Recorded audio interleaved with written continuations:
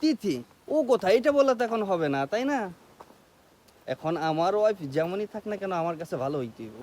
আল্লাহ, তাই না? ইকরা যে সুন্দর, তিথি তো ওর কাছে মানে ঘরে কাজের বুয়ার ও সমান। তাহলে তো এই যে আমি বললাম এই যে না, কুকুর, এইটাই কুকুর তো এইটাই কুকুর হ্যাঁ, দেখলে চাটা দিব। এইটাই এই জন্যই এই যে আসলে আমাদের এই পুরুষ মানুষের চরিত্র না কোনোদিন ঠিক হবে না। আজকে শুধুমাত্র কিন্তু ওর চরিত্রর কারণে মেয়েটা কিন্তু আজকে দুনিয়া ত্যাগ করলো। আসমানের পরিও যদি থাকে, তারপরও রাস্তার পাকুনি দেখলে, পাগলি দেখলে, কুত্তা দেখলে এর একটা চাটা দেওয়ার জন্য চান্স লুবই। এই হলো পুরুষ মানুষের চরিত্র। অনেক দুঃখের সহিত বলতে হয় যে আসলে এই পুরুষ মানুষের চরিত্র কখনো ঠিক হবে না। এটা বলতে আমার লজ্জা করতেছে, যেহেতু আমি একটা পুরুষ, দোষটা আমার ঘাড়েও আসতেছে।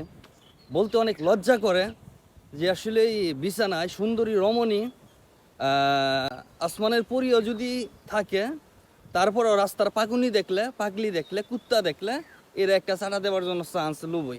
এই হলো পুরুষ মানুষের চরিত্র। তবে হ্যাঁ, সব মানুষ এরকম না যেমন আমি, ঠিক আছে?